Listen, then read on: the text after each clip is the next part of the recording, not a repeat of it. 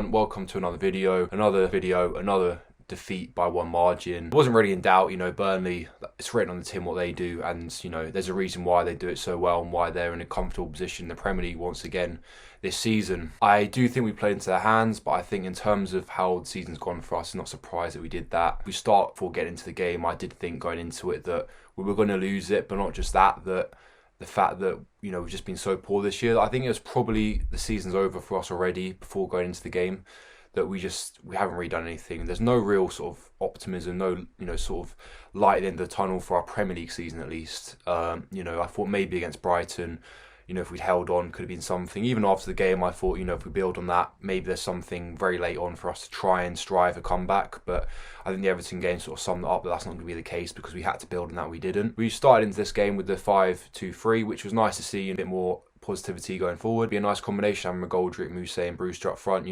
Brewster out wide, he's obviously quite pacey, looked pretty skillful as well, so it might have been better him having that wide, more space, doubling up on the wings like I've gone over in numerous videos. So it would have been better to have them more deeper, more like left mids and right mids rather than left wingers and right wingers, but nonetheless it was a compromise, and I thought it might be good enough for us in this game. But then we went to the game, and there were early signs of McGoldrick on the right side linking up with Baldock and Brewster linking up with Stevens, and it helped. It did make a difference, but as we know by then, full-time result, not big enough. Going into the game, we had an extra day to rest and prepare, unlike Burnley, so that was an advantage we had, alongside the fact that in terms of recent injuries, they've had injuries to Rodriguez, who couldn't play in the match, McNeil, who were two of their most dangerous players, and Taylor, 10 minutes in the game, went off as well, who was a consistent player for them and has been very solid for them this season. It did also look like Tarkowski was going to come off, but he didn't in the end. Bit of a tricky one to take as well, that when Ben Mee finally scored, that it was a player who hadn't scored at home for 5 years or something like that, just kind of added more salt to the wounds if there wasn't enough in the wound already. Before the goal came, Burnley were actually on top, and I think that actually suited us and didn't suit them, because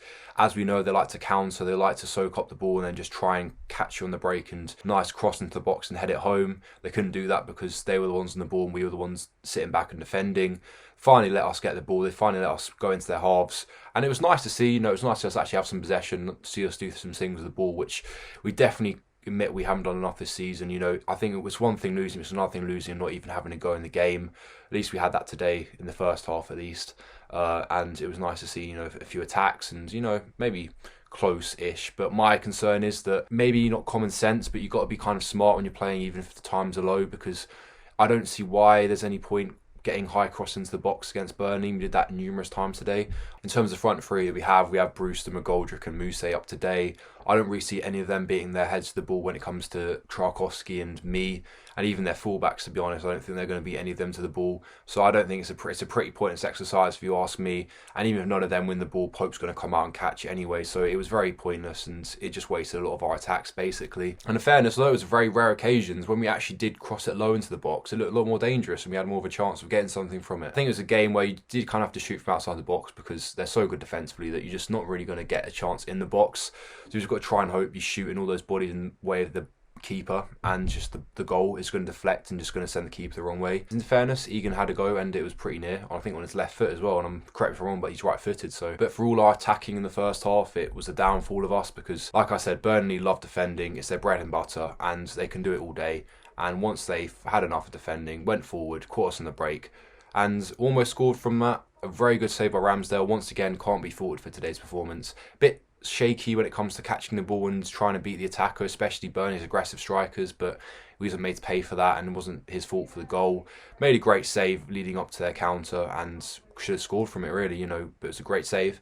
But sadly didn't last for long. They scored from the corner and you kind of knew once that goal went in that was going to be it. The fact that it's so easy for them to defend their leads and it's so common to see Burnley winning 1-0, so it wasn't much surprise that stayed the same. Going into the second half, we started with the first few minutes with a bit of a burst of enthusiasm and intensity, but that soon bursted out and came to nothing. Pretty boring second half if you ask me. I don't know how a neutral could have not fallen asleep in the second half because there was nothing really exciting about it, and that fell straight into Burnley's hands once again. And I think that's really it. I mean, there's nothing really to talk about in the second half. The subs were poor. Don't really think Norwood gave anything. Don't think Fleck gave anything except shrugging his shoulders and putting his hands up. And I kind of think the other sub was Burke. Yeah, Burke. I mean, he looked good when he came on for the first 5 minutes, but then after that faded out and got aggressive and frustrated, which you can't really blame him for. I mean, in previous videos, come a conclusion saying our formations needs to change, tactics needs to change, players need to be playing or not playing. But I think it's got to a stage now where me saying those sort of things is just meaningless, because not even the fact that I make no impact, it's the fact that what's going to change, because we're just so low on confidence. I don't think any combination is going to make a difference to our season. I think the worry is that people might be thinking that if we get a fluke signing that's going to absolutely change our season, it could help. But I think no one's really going to want to join us, because you just don't want to risk your career being put in the mud by joining a team which is so bad in form, and obviously could break a record of points total. I don't really see how we're going to win, but you'd think it would happen at some point.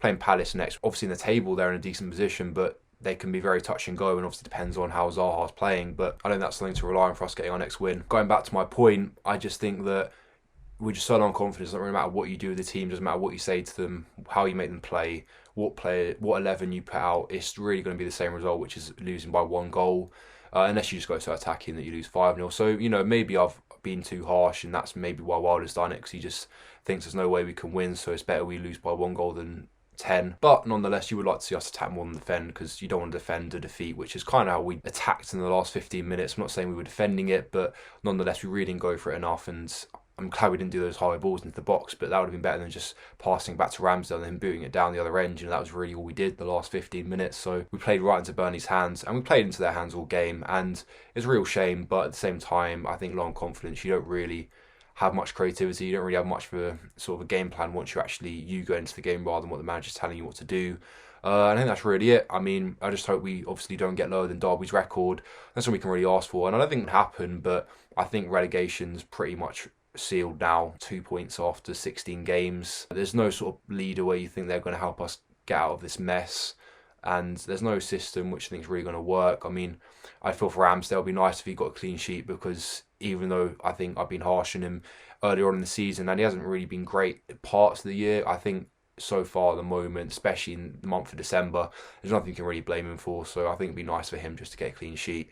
And I think maybe, once mathematically, which sadly is putting me sooner rather than later, proves we're actually relegated, it's time to start maybe looking at a team for the Championship, getting rid of some of the older players and playing some newer ones to get ready. Say, Bulldog's obviously signed a new contract, so I don't think he's going to leave. Maybe he's trying to find Bogle into the team, give him some game time. Stevens is 30 now, so maybe find someone else who could play left wing back for Lowe, although he hasn't done well so far, or someone like Osborne, who actually played pretty well today, to be fair, and that wasn't for many similar people. But stuff like that, I mean, you've kind of got to find a silver lining, and it's a very bleak silver lining, but at least it's something, and that's probably the only sort of optimism I can find. But, we're not written off yet, of course, mathematically at least, but there's very few signs to show how we're going to stay up this season now. I mean, it's a bit of a joke of a season, of course. Well, not a bit of a joke, a massive joke, but we've just got to find some sort of silver lining. I think sadly that's the biggest one I can find.